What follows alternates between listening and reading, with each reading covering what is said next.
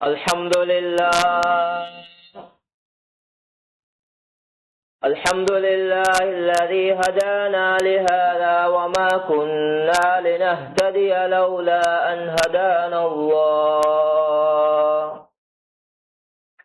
أما بعد، فقد قال الله تعالى في القرآن الكريم بعد أعوذ بالله من الشيطان الرجيم.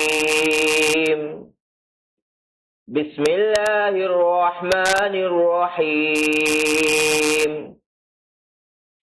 قل هو الله أحد الله الصمد لم يلد ولم يولد ولم يكن له كفوا أحد.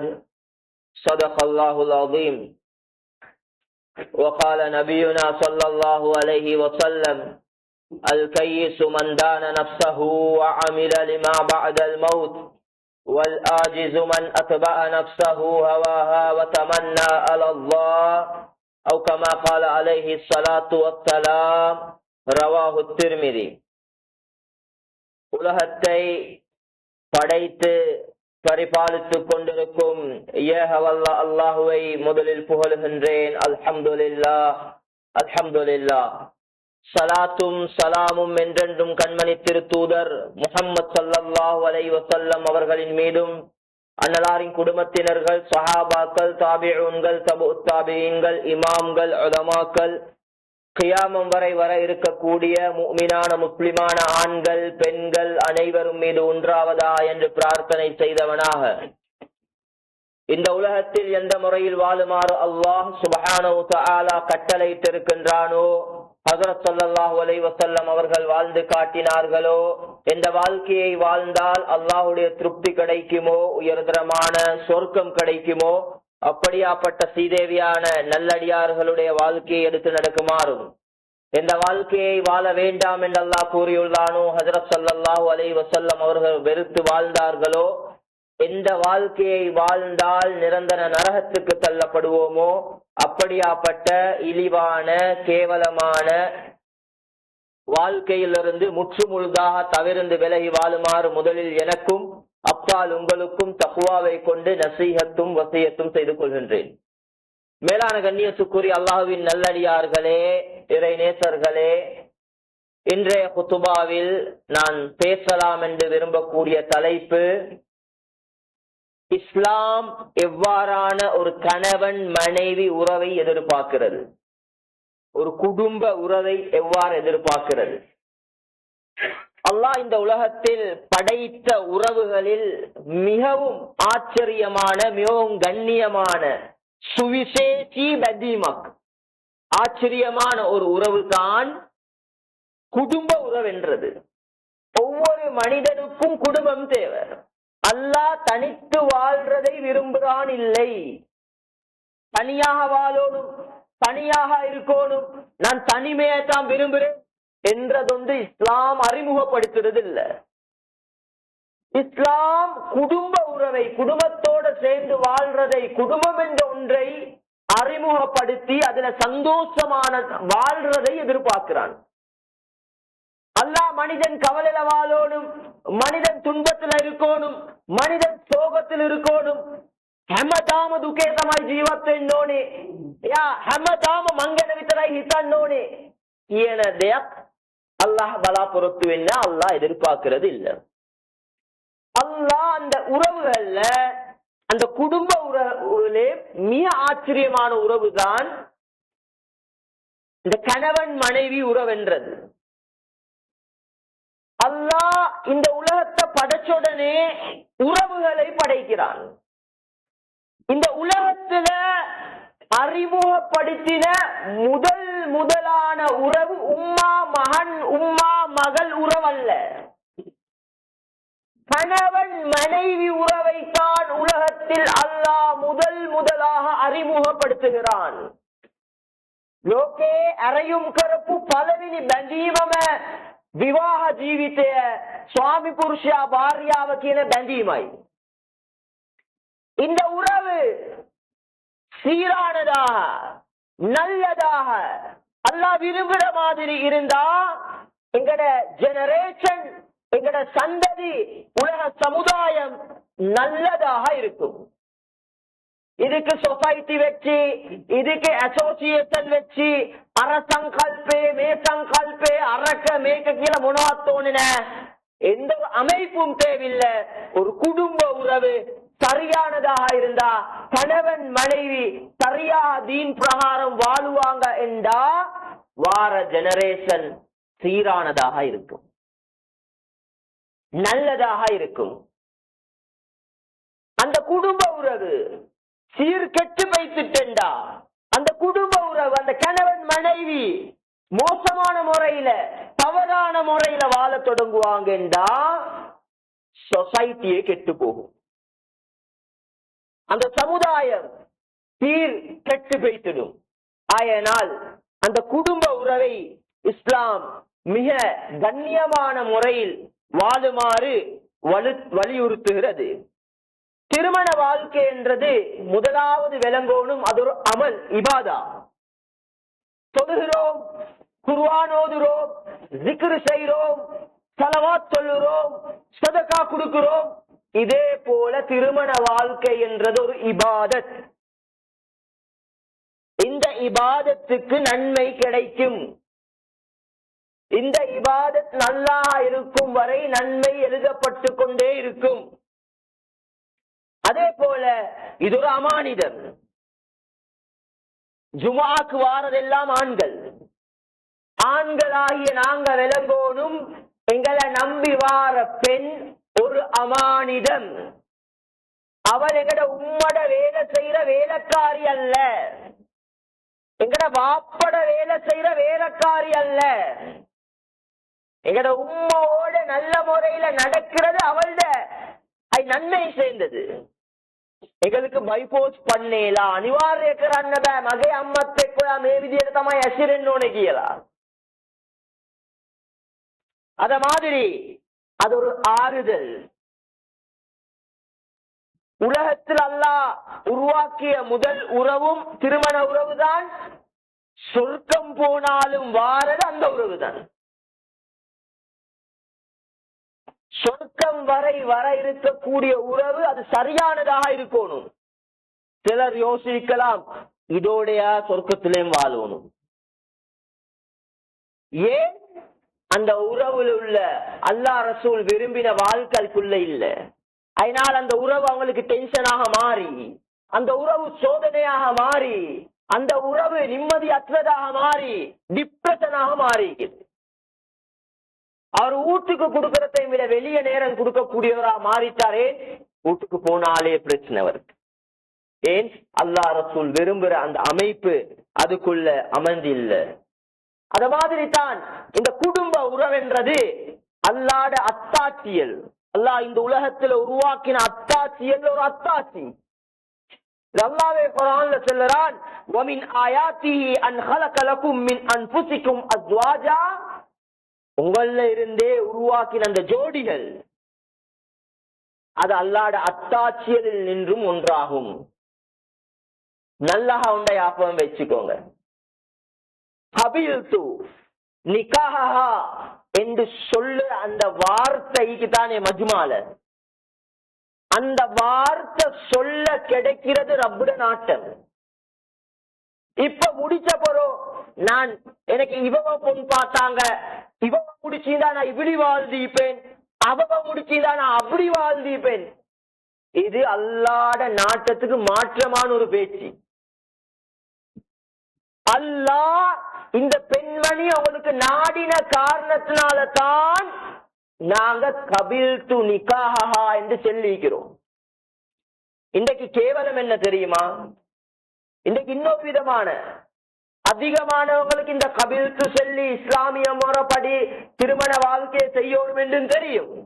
ஆனா கொஞ்சம் பேருக்கு அது ரெண்டு விதமாக இருக்குது. ஒன்று வெஸ்டர்ன் கல்ச்சரை வாழ்றவங்க, ரெண்டாவது மோட ජීවිතන මෝඩයෝ රැල්ල.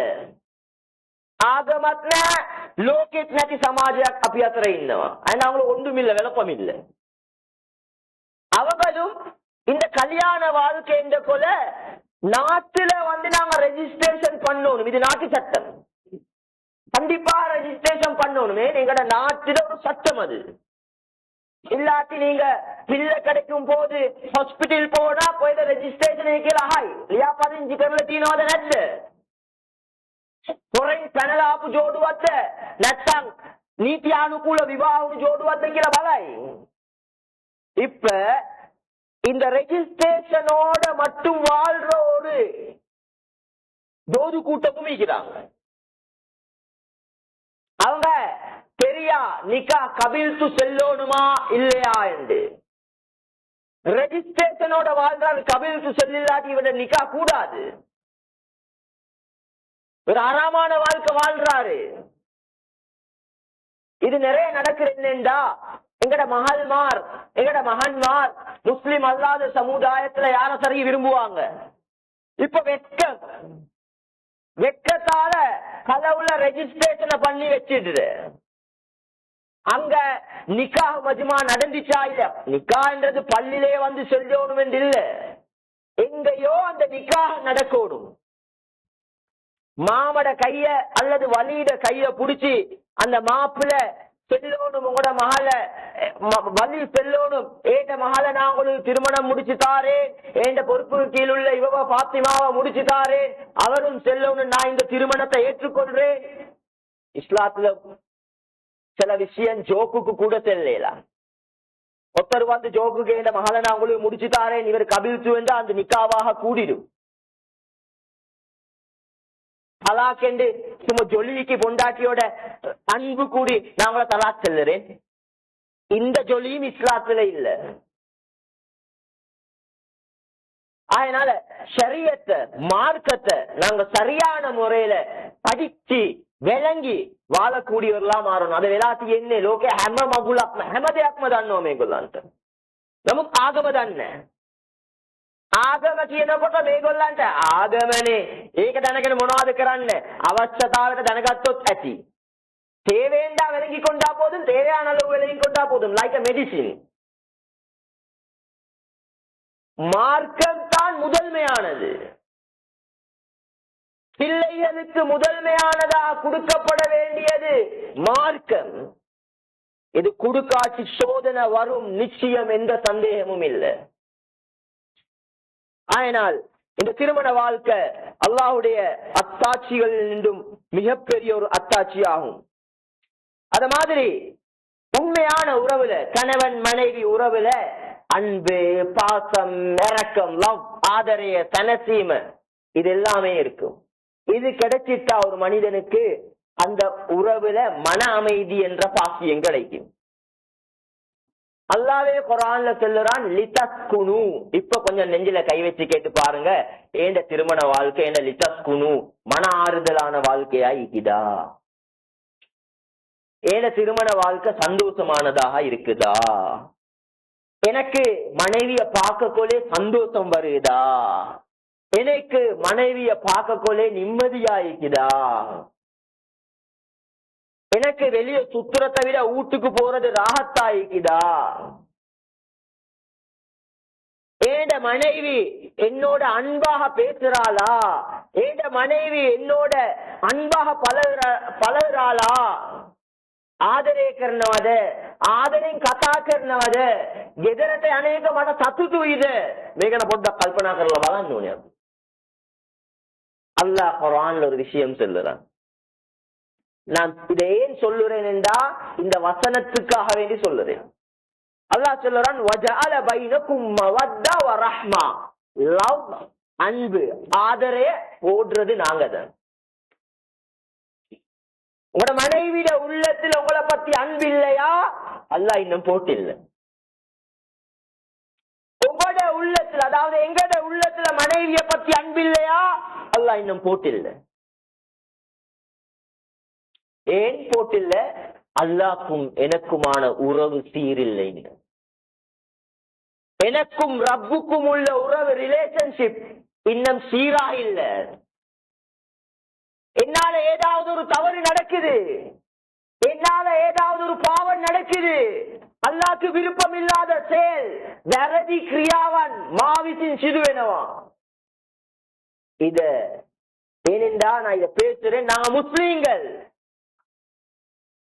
අපිට ඕන විදියට ජීවත් වෙන්න බෑ. எங்களுக்கு நினைச்ச மூப்புல வாழேலா, சொல்லப்பட்ட பிரகாரம் தான் நாங்க வாழணும். வுசு இப்படித்தான் செய்யணும் என்றா அப்படித்தான் செய்யணும். தொழுவ 4 ரக்காத் என்றா அதை 4 ரக்காத்தான் முகர தொழணும்.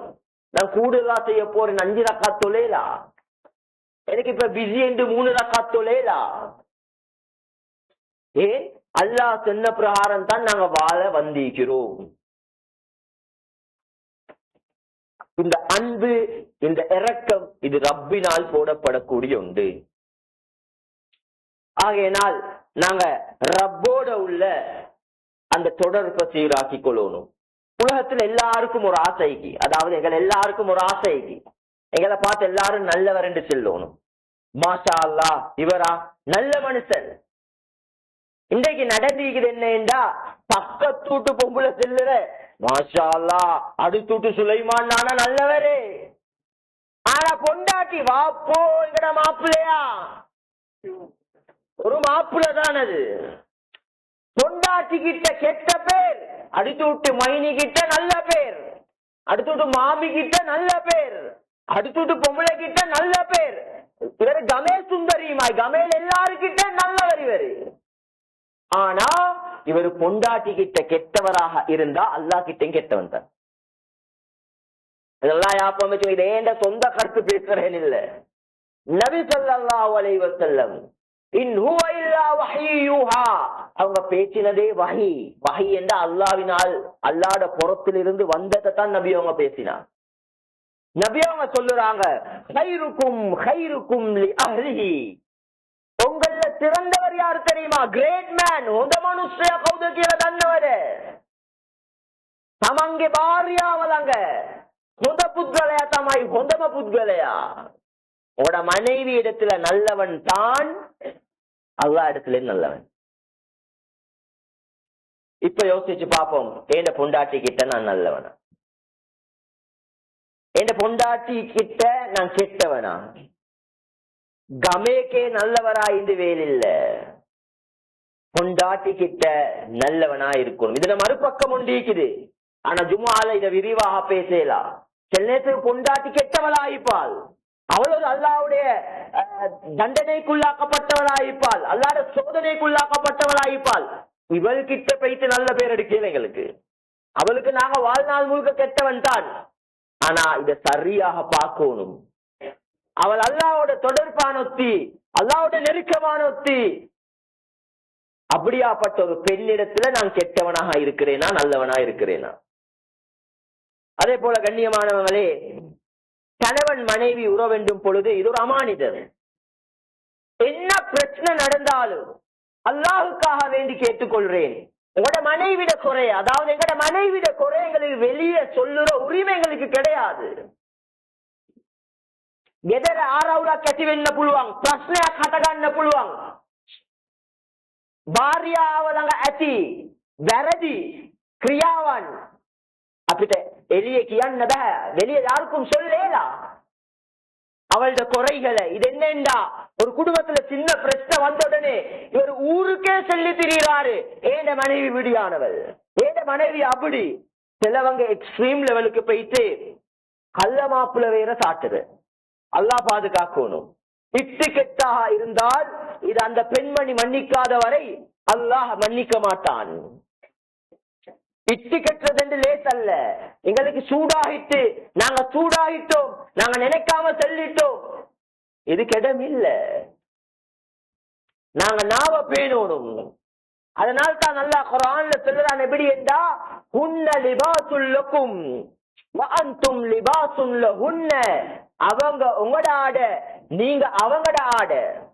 ஆடை என்றா என்ன செய்யும்? அந்துபாட்ட அல்லாஹ் சொல்லுறான், உடுப்புக்கு ஒப்பிடுறான். ஒரு ஆடை என்றா தாண்ட மானத்தை மறைக்க கூடியது. இந்த ஆடை நான் ஏன் போட்டிருக்கிறேன் என்றா, ஏண்ட மறைவான இடம் ஒன்றும் விளங்காமீக்கணும் மற்றவங்களுக்கு. மனைவிட குறைய நாங்க வெளிய சொல்லக்கூடாது, அப்படி மறைக்கணும். இதை என்ன அழகுபடுத்துது? நான் அழகாக வருவேன். வெள்ளிக்கிழமை தினம் என்றா கல்யாண வீடுக்கு போறேன்டா, பங்கன் ஒன்றுக்கு போறேன்டா, அழகாக உடுத்து கொண்டு போவோம். மனைவி எங்கட வாழ்க்கையை அழகாக்கணும், நாங்க மனைவிட வாழ்க்கையை அழகாக்கணும். நல்லா யோசிச்சு பாருங்க. எங்களை நம்பி அவளோட உம்மா வாப்பா உறவுகள் எல்லாம் விட்டுட்டு வந்து ஒரு பெண்ணுக்கு உலகமே நாங்க தான். ஒரு பெண்ணுக்கு உம்மா வாப்பவை விட அவளுக்கு கணவன் தான் உலகமே மாறுறாள். அவள் எங்களுக்கிட்ட உம்மா வாப்பாக்கும் எகென்ஸ்டா பேசுவாள். சில நேரத்துக்கு அவளோட உலகமே மாப்பிள்ளையாக மாறுற. அத மாதிரி அந்த ஆடை குளிரான நேரத்தில் எங்களுக்கு எங்கட அந்த குளிரில் இருந்து பாதுகாக்கும், சூடான நேரத்துல சூட்டில் இருந்து பாதுகாக்கும். அதே போல அந்த மனைவிய நாங்க அவளுடைய எல்லா நிலைமைகள்லயும் அவளை பாதுகாக்கும். எல்லா பெண்களும் அவங்க அந்த பெண்கள் என்றவங்க பலகீனமானவங்க. மாதவிடாயுடைய காலத்தில் எங்களுக்கு ஆக்கித்தாரா, எங்களுக்கு வேலைக்காரியா நாங்க எடுத்தில்ல. அவ நன்மை கிடைக்கணும் என்று எங்களுக்கு ஆக்கித்தாரா. கல்யாணம் முடிச்சென்ற படிக்க அவ ஆக்கி தரணும் என்று இல்ல. அய உயலதென்னு ஆப்பிட்டு அப்ப அமைவ வளர்ந்தோன்னு ஒரு பெண்மணி குழந்தைக்கு பால் கொடுக்க ஏல என்று சொல்லுறா, ஒரு கணவன் கடமை வாடகை தாய் எடுத்து பால் கொடுக்க வைக்கிறது. பாலை குடு என்று கூட செல்ல ரைட்ஸ் இல்ல. அவளோ அந்த பெண்ணுக்கான உரிமைகளை எல்லாம் வழிகாட்டி இருக்கிறான். அந்த மாதவிடாவுடைய காலத்தில் அந்த பெண்ண மைண்டால் அவ மாறுறா, உடம்பால பலகீனமாகிறா. இந்த நேரத்திலும் போயிட்டு நாங்க அந்த பெண்ணுக்கு ஒரே குறை சொல்லி கொண்டு தான் இப்போ. ஒரு பெண் எப்பொழுதும் தன்னுடைய கணவன் பாராட்டுறத விரும்புவேன். இது ஆக்கினா ஒரே அந்த பெண்ணுக்கு குறை செல்றது தான் எங்கட வேலை. என்ன உப்பு போதா, எங்கட உண்மை இப்படி இல்லாக்குற, இன்னும் செல்லவங்க எக்ஸ்ட்ரீம் லெவலுக்கு போயிட்டு எங்கட நானடமா பொண்டாட்டி நல்லா ஆக்குற, நானட பொண்டாட்டியா நீங்க முடிச்சு. அவள் மனசால அப்படி கேட்கணும், ஆனா கேட்காம தவிப்பாள். தாண்ட பொண்டாட்டி எதனை ஆக்கி தந்தாலும் அவள் விரும்புவாள் அவளை பாராட்டுறதை. நாங்க அவளை பாராட்டணும். உண்மையிலே டேஸ்ட் இல்லாம ஆனாலும் அவளை நாங்க பாராட்டணும். அந்த பாராட்டை அவள் விரும்புகிறாள். ஏண்டா அவள் எங்கட ஆடைய போல. இந்த திருமண உறவுல இது ஸல்லல்லாஹு அலைஹி வஸல்லம் அவங்க கூட தந்த மனைவிமாரோட எப்படி நபி அவங்களுக்கு அங்கல வழிகாட்டி யாருமே இல்லை. நல்லா யாப்பம் வச்சுக்கொள்ளணும். நாங்க நபி அவங்க தான் எங்களுக்கு ரோல் மாடல். நபி அவங்க கடைசி நபி. அவங்களுக்கு பாரிய பொறுப்பின உலகத்துக்கும் தீன ஹயாத்தாக்க. அப்படியாப்பட்ட நபி கூட மனைவிமாருக்கு நேரம் கொடுத்தாங்க. ஆயிஷா ரலியல்லாஹு அன்ஹா கூட ரேஸ் ஓடிக்கிறாங்க வயசான காலத்துல. 50க்கு போகத்தான் ஆயிஷாவை முடிக்கிறாங்க. அந்த வயசுல 50 தாண்டினவங்க யார் சரி மனைவியோட ரேஸ் ஒன்று ஓடிக்கிறோமா? நபி அவங்க ஈருல தலைவர் மனைவியோட ரேஸ் ஓடுறாங்க. முதலாவது தடவை நபி அவங்க தோக்குறாங்க. அப்ப ஆயிஷா மெல்லிச்சு கெட்டு கேனுதாமே. கொஞ்சம் காலம் போயிட்டு திரும்ப ஓடுறாங்க. நபி அவங்க கூப்பிடுறாங்க, ஆயிஷா ரேஸ் ஒன்று ஓடுமா? இப்ப ஓடுறாங்க. நபி அவங்க வெச்சுறாங்க. இப்ப நபி அவங்க ஒரு ஜோக்குக்கு செல்லுறாங்க, நீங்க இப்ப கொஞ்சம் கொழுப்பே ஆயிஷா, அதனாலதான் தோத்திருப்பீங்க. அந்த இடத்துல தோத்தத்தை ஃபீல் பண்ண வைக்காம நீங்க இப்ப கொஞ்சம் கொழுப்பு தானே ஆயிஷா, அதனாலதான் நீங்க தோத்திருப்பீங்க. இவ்வளவு அன்பு கேட்பாங்க நபி அவங்க, நீங்க எங்கல கிளாஸ்ல உதட வச்சு தண்ணி குடிச்சீங்க காட்டுங்க எனக்கு, நான் அதே இடத்துல உதட வச்சு குடிக்கணும். எந்த இடத்தால இந்த முள்ள கடிச்சீங்க அதே இடத்தால நான் கடிக்கணும். ஈருலக தலைவரே இப்படி சந்தோஷமா ஹாப்பியா எல்லாரும் ரொமான்ஸ் தேடத்துக்கு ரொமான்டிக் படம் பார்க்கணும். சில வாலிபர்கள் கைட் பண்ற சில ஆட்கள் நீங்க ரொமான்ஸா ලස්සනට ජීවත් වෙන්න ඕන නම් රොමැන්ටික් ෆිල්ම් ටිකක් බලන්න. ரொமான்டிக் நபியாத்துமாவே ஜீவிதேම තියෙනවා.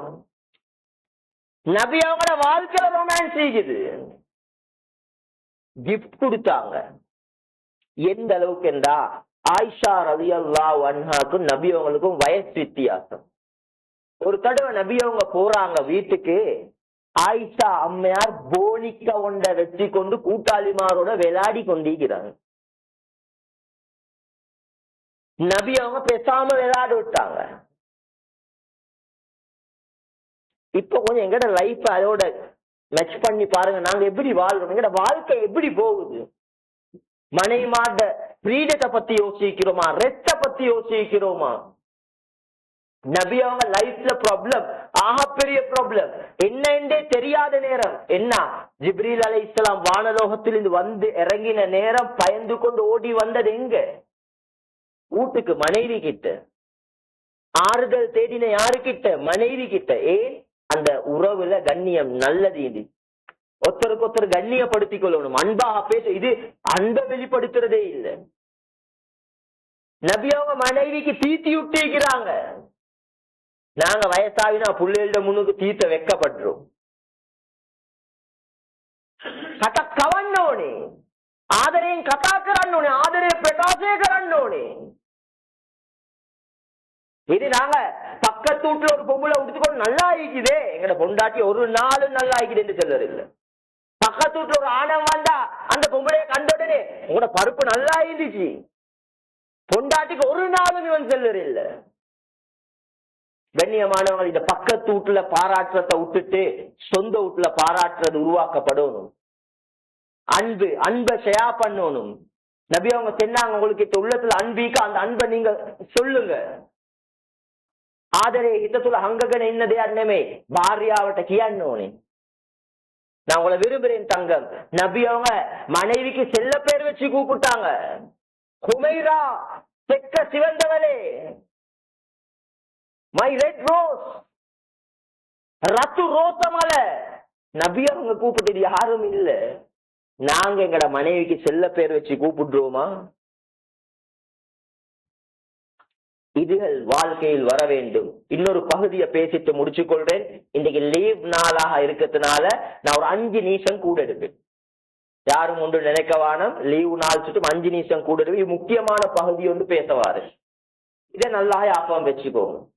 அந்த முக்கியமான பகுதி தான் நபி அவங்க ஒரு ஹதீஸ்ல சொல்லுறாங்க. இதுல ஒரு ராவி பலஹீனம், ஆனாலும் இந்த ஹதீஸை நாங்க அமலுக்கு எடுக்கலாம். லைஸ மின்னா மன் ஹப்பப இம்ரஅத்தன் அலா ஜௌஜிஹா. அதாவது அந்த ஹதீஸ் என்ன சொல்லுதுண்டா, ஒரு மனைவி, இந்த மனைவியோட உள்ளத்துல போயிட்டு ஒருத்தர் மாப்பிளைய பத்தி கெட்ட எண்ணம் போடுறா. இவங்க எங்களை சார்ந்தவங்க இல்ல, மிகவும் அப்பே சமாஜே நெமை. அப்படி என்ன யார தெரியுமா இது சொல்லுற? குடும்ப வாழ்க்கையில நுழையக்கூடிய 3வது ஷைத்தான். அது உம்மவாயிக்கலாம், அது வாப்புவாயிக்கலாம், அது சகோதர சகோதரிகளாயிக்கலாம், யாராவும் இருக்கலாம், மாமா மாமி யாராவும் இருக்கலாம். குடும்ப வாழ்க்கையில பைத்த கூட கருத்தை போடவான, நல்ல கருத்தை கேட்கணும். இதை ஞாபகம் வச்சுக்கணும். 3வது நபர் நல்லத உபதேசிக்கிறாரு, நல்லத கைட் பண்றாரு. இப்ப கணவன் மனைவி எடுக்கணும். 3வது ஆள் நல்ல விஷயங்களை தான் கைட் பண்றாரு, தூர நோக்கோட கைட் பண்றாரு, நிதானமா கைட் பண்றாரு, பொறுமையா கைட் பண்றாரு, தாண்ட எல்லாத்தையும் முட்டுட்டு கைட் பண்றாரு. இப்ப எடுக்கும். ஆனா இன்றைக்கு என்ன நடந்தீங்கன்னா, பிரஸ்டீஜ் பிரச்சனை, ஃபேமிலி பிரஸ்டீஜ். ஒரு மகனுக்கும் மருமகளுக்கும் அல்லது மகளுக்கும் மருமகனுக்கும் மத்தியில பிரச்சனை வந்த உடனே தலைய போடுறது 3வது நபர். அங்கல பொண்ணுட வீட்டுல பொண்ணுட உம்மா வாப்பா என்ன சரி பலாய போடுவாங்க, அல்லது மாப்பிள்ளை வீட்டுல உம்மா வாப்பா பலாய போடுவாங்க. அல்லாஹ்வுக்காக இந்த வேலையில ஈடுபடவான. ஒரு குடும்பம் பிரியறதுக்கு நாங்க காரணமா அமைய கூடாது. எங்களால ஒரு குடும்பம் பிரிய கூடாது. ஷைத்தாண்ட அல்டிமேட் கோல், ஷைத்தாண்ட அல்டிமேட் கோல், பிரதானத்தம் ஆரமுன, இகழத்தம் ஆரமுன என்ன தெரியுமா? ஒரு குடும்பம் பிரிகிறது. இப்லீஸ் ஒவ்வொரு நாளும் மசூரா வைப்பான். குட்டி சைத்தானேல விட்டு என்ன செய்வான், இது நீ என்ன செஞ்சிருக்கிறாய், நீ என்ன செஞ்சிருக்கிறாய் என்று விசாரிப்பான். சில சைத்தான்கள் வந்து செல்லும், இபிலீஸே நாங்க ஒரு குடும்பத்தை பிரிச்சுட்டு வந்தோம். இபிலீஸ் அந்த சைத்தானை கூப்பிட்டு கட்டி பிடிப்பானா. முஸ்லிம்ல வரக்கூடிய ஹதீஸ். இபிலீஸ் குடும்பம் பிரித்த சைத்தான கட்டி பிடிப்பான். அவ்வளோக்கு சைத்தானுக்கு சந்தோஷமான செயல், அல்லாஹ்ட அரிசி நடுங்கிற விஷயம். அபுகலுல் ஹலாலி இலல்லாஹி அத்தலாக், அல்லாஹ்க்கு வெறுப்பான ஹலால். அல்லாஹ் வாழ்க்கையில சில விஷயங்களை ஹலாலாக்கி இருக்கிறான். அந்த ஹலால்கள்ல அல்லாஹ்க்கு விருப்பம் இல்லாத ஹலால், அல்லாஹ் வெறுக்கிற ஹலால், அதுதான் இந்த தலாக் என்றது. இது குடும்பத்தில் எல்லாரும் தலாக் விட்டுடு. தலாக் மாப்பிள்ள பொம்பளாவினா புள்ளைய யாரு பாக்குற? அந்த பெண்மணி ஒத்தனை முடிச்சுட்டு போய்த்துடுவை, இந்த மாப்பிள்ள வேற யாரும் சரியா முடிப்பை. அந்த பெண்மணிக்கு போயிட்டு இந்த புள்ளைகளுக்கு உம்மா என்று கூப்பிடுமா? இந்த புள்ளைகள் என்ன அநியாயம் செஞ்சாங்க? லமாய் மனோத अपराध करे අද බොහෝ තැන්වල මද්ද්‍රව්‍ය පිරීලා ඒ මද්ද්‍රව්‍ය නිසා මොනවද කරන්නේ? පවුල් වල ඩිවෝර්ස් එකට යනවා. ඩිවෝර්ස් එකට යන්න කලින් කල්පනා කරන්න ඕනේ මග පෙන්වීම කරන්න පුළුවන්ද කියලා. ඇයි ළමයි පව්? அந்த புள்ளைய உலகத்துல என்ன அநியாயம் செஞ்சதுக்கு உம்மா அப்பா பிரிச்சு வைக்கிறீங்க? புள்ளை அதுக்கு பின்னால சீரழிஞ்சா உங்களோட மசூரா உங்களுக்கு மதுவா வரும். புள்ளைகள் ட்ரக்குக்கு பழவிட்டாங்க, மைண்ட் அப்செட் ஆகிட்டாங்க, சமூகத்துல கெட்டவனா மாறுறான். இது எல்லாத்துக்கும் உங்களோட அந்த மோசம் பிடிச்ச ஐடியா தான் காரணம். மூணாவது நபர் கொடுத்த ஐடியா. வாய்க்கு லேசுக்கு டக்கண்டு செல்லா டிவோர்ஸ். பிரிஞ்சிடுங்க. 2 கிழமைக்கு முன்னால நான் ஒரு கேஸுக்கு போறேன். மகன் பல தடவை அழுந்து ஹசரத் கொஞ்சம் எங்க துண்டுக்கு போகல போட்டா ஹசரத் அப்ப ගෙදරට යන්නකෝ ගෙදර දුරයි මේ ඉඳලා අදන කොමාරි යන්නකෝ අඬනවා. ඒලාම කරතල් தாங்கேலாம வேலை எல்லாம் விட்டுட்டு போனேன். போனா மாப்பிள்ள பொண்டாட்டி டிவோர்ஸ் ஆகணுமா? முதல் கேள்வி 2 பேரை உட்கார வச்சு உங்களோட வயசு எத்தனை கேட்டு 64. பொம்பளை கிட்ட உங்களோட வயசு எத்தனை கேட்டு 63.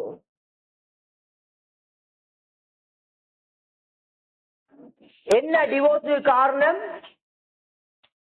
இவங்க ஜோடு லவ் பண்ணி முடிச்சவங்க, வெஸ்டர்ன் டைப்ல வாழ்ந்தவங்க. இப்ப திடீரென்று மனைவிக்கு தீன் வந்துட்டு இத பிரிவுக்கான காரணத்தை சொல்றேன். இப்ப மாப்பிள்ளைக்கு இன்னும் தீன் வந்து சேர்ந்தில்ல. தீன் என்றா இந்த தொழுக ஓதல் இதுகள். இப்ப இவ சொல்ற மூத்தக்க மங்கோமது ஜீவத்தன்யாசரத்து பௌகாரேக்னே. மகான் கேட்டான் உம்மா கிட்ட எப்படி தெரியுமா? யாக்கோ தமுச බඳිනකොට මේක තේරුන්නේ නැද්ද? අපි ඉපදිලා අපි බැඳට පස්සේද මේක තේරුන්නේ නේද? இது யாரு கேக்குற? கல்யாணம் முடிச்சு பொறோ அந்த புள்ளையர் கேக்குறாங்க. திருமண வாழ்க்கையை விளையாட்டா எடுக்க கூடாது. அதுக்கிடையில இவட முட்டாள் கூட்டாளிமார் ஓடி நீ குடு டிவோர்ஸ். அதே மாதிரி சில இந்த மாப்பிள்ள புள்ளைய இருக்கிறாங்க, உம்மா புள்ள முடிக்க வானம் போயிட்டு உம்மா புள்ளாட்கள் முடிக்க வானம் அல்லாக்கா வேண்டி. ஏனென்றா இந்த உம்மா புள்ள செய்யற வேலை கல்யாணம் முடிச்சு வார புள்ளட வாழ்க்கையில் அநியாயத்தை பண்ற. எல்லாம் உம்மா செல்லுறத கேட்கிற. உம்மட காலடியில சொருக்க மீக்கி உம்மட உள்ள தொடைக்க தேவையில்லை. வாப்பட திருப்தியில தான் சொருக்க மீக்கி வாப்பவே முடைக்க தேவையில்லை. ஆனா உங்களை நம்பி வந்த பொண்டாட்டி உங்களுக்கு விளங்குது. நான் உம்மா புள்ள உம்மாக்கும் பெருமை. நான் கோடு போட்டா அந்த கோட்டுக்காங்க எங்கட புள்ள போறில்லை. கண்ணியமான சகோதரர்களே, பிள்ளைகளை வளங்க. இந்த உம்மா வாப்பா கேட்கிற இன்னொரு பிரச்சனை சொல்லவா? கல்யாணம் முடிச்சு கொடுத்தோடனே மாற ஜல சொண்டிக்கு உம்மா வாப்பக்கும் புள்ள முந்தி மாதிரி இல்ல. குறிப்பா பெண்கள் கிட்ட இதோட வைஃப் மாருக்கு போயிட்டு சொல்லி கொடுங்க. குறிப்பா உம்மமார்கிட்ட வைஃப கொஞ்சம் பாராட்டினா உம்மா கலத்துரு. வைஃப கொஞ்சம் புகழ்ந்தா உம்மா கேட்கலாம். வைஃப் கொண்டு வாங்கி கொடுத்தா உம்மா கேட்கலாம். அட கல்யாணம் முடிச்சு கொடுக்க வாணும். அப்ப ஏனென்றா அந்த மகளை முடிச்சு கொடுத்தா எதிர்பார்க்கிறாங்க மருமகன் பிள்ளையோட நல்லா ஈக்கணும். மகன் முடிச்சிட்டு போனா மருமகள் அப்படி இருக்க கூடாது. இது வாப்ப மாட்ட ஒரு சைக்கோ, உங்க மாட்ட ஒரு சைக்கோ. இதனால இந்த குடும்பங்கள் பிரியறதுக்கான காரணங்கள் தலாக்கு கூட இஸ்லாம் எந்த அளவு பேசுதுண்டா, நீங்க பெஸ்டோட கவுன்சிலிங்க்கு போங்க, அட்வைஸுக்கு போங்க. ஒரு ஹாக்கிம் ஒரு நடுநிலைமையாக திங்க் பண்றொத்தர வைங்கோ, அவர்கிட்ட போயிட்டு அட்வைஸ் கேளுங்க. இப்ப பொறுமையுடைய காலம் இது. யார் அப்பே தலாக் எடுத்தா காதிக்கு மேய்ச்சி கொண்டு அங்க தலாக்க குடுக்க காலம் யாருக்கும் நிம்மதி இல்லை. வட்டா பிட்டாளிக்கு எல்லாருக்கும் கோல் அடிச்சு அக்கன் தலாக்க கொடுத்துட்டு ஒண்ணுமே. தலாக் குடுக்க கூடதான் மாப்பிள்ளையோ விசாரிச்சு பாக்குற. அப்ப முடிக்க இல்லே நல்லவனா இதை முடிச்சு கொடுத்த ஒருத்தர் செல்லுறார். அண்டே நீங்க முடிக்க போல கூட மருமகன் ட்ரக்ல அடிக்ட் பாக்கலையா? இல்ல பாக்க பசுந்தா இருந்தாரு, நல்ல பேணிதல் மாதிரி இருந்தாரு, கொடுத்தேன். இது வாப்பா உண்டுக்கு அடே கஷ்டப்பட்டு பெத்தெடுத்து வளர்த்து ஆளா நாங்க ஆம்பளையர் எவ்வளவு வேர்வை சிந்துறோம், புஷ்கிட்ட ஏசி பண்றோம், எவ்வளவு கஷ்டப்படுறோம்.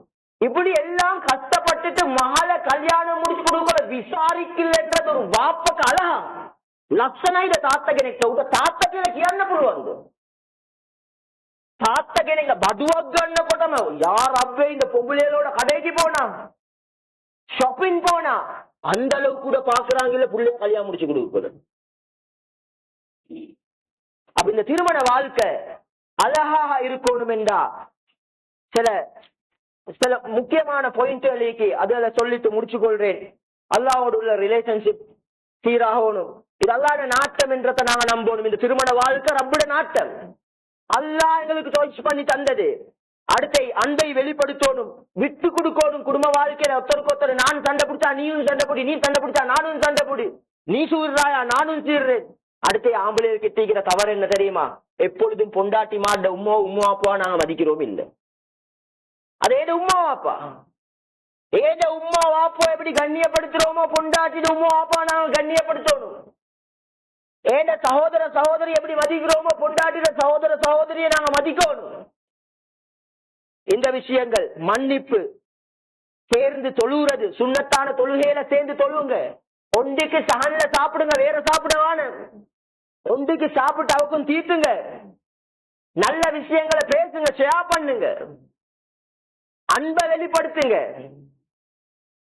பிரச்சனைகள் வந்தா உடனடியாக சொல்லிச்சோம், மனசுல அடக்கி கொண்டு பொறைக்கு ரிட்டர்ன் கொடுக்க இது என்ன மல்யுத்தம் அல்ல, இது குடும்ப வாழ்க்கை. கிஃப்ட்களை கொடுக்க அடிக்கடி அன்பு கூடும். இதே மாதிரி இது பெரிய ஒரு தலைப்பு. இன்ஷா அல்லாஹ் இது நாங்க அல்லாஹ் இடத்துல துவா கேட்போம். இது நல்ல முறையில நாங்க வாழணும். மெயின் அல்லாஹ்வோட உள்ள ரிலேஷன்ஷிப் தான் சீராகணும். யா அல்லாஹ் எங்கட பாவங்களை மன்னிச்சிடியா அல்லாஹ், குற்றம் குறைகளை மன்னிச்சு மறைத்திடியா அல்லாஹ். யா அல்லாஹ் எங்கட குடும்ப வாழ்க்கையை சீராக்கிறியா அல்லாஹ், எங்களுக்கு மனைவிக்கு மத்தியில் ஒத்துமையை நசீபாக்கிறியா அல்லாஹ். யாரெல்லாம் பிரியிற கட்டங்கள் இருக்கிறோம் அவங்களை சீர்திருத்தி உனக்கு பொருத்தமானவர்களா மாத்தி ஒன்று சேர்த்து சந்தோஷமாக வாழ வச்சிடியா அல்லாஹ். பிரிஞ்சவங்களோட பிள்ளைகளை நீயே வழிகாட்டிடியா அல்லாஹ். அல்லா கண்ணியமா சந்தோஷமா வாழ வச்சிடியா அல்லாஹ். எங்கட குழந்தைகளுக்கு வரக்கூடிய பார்ட்னர் மாற நல்ல சாலியான கண்ணியமான பிள்ளைகளாக தந்துடியா அல்லாஹ். எங்கட பிள்ளைகளையும் சாலியான பிள்ளைகளா மாத்திடியா அல்லாஹ். யார்ட குடும்பங்கள்ல பிரச்சனைக்குதோ அந்த குடும்பங்களின் மத்தியில் ஒத்துமையை நசீபாக்கிறியா அல்லாஹ். இதெல்லாம் கேட்க நினைச்சோமோ அதெல்லாம் எங்களுக்கு நசீபாக்கிறியா அல்லாஹ். வாஹிர் தஅவானா அல்ஹம்துலில்லாஹி ரப்பில் ஆலமீன்.